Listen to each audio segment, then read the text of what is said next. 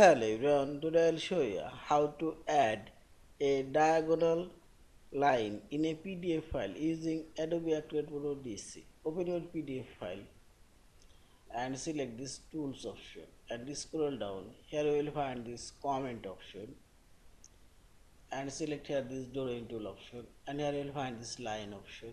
Click on this line icon. Now draw your diagonal line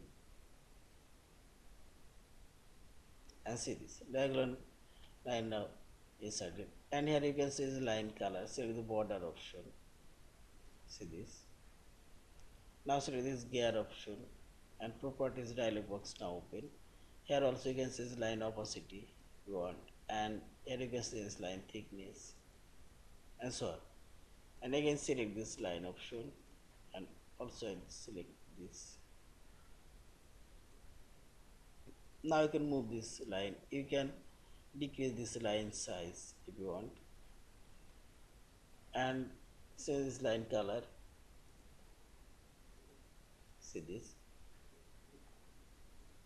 Yeah, and finally select this file option, save or save as your PDF file. Thank you for watching. Please subscribe, like, share and comment.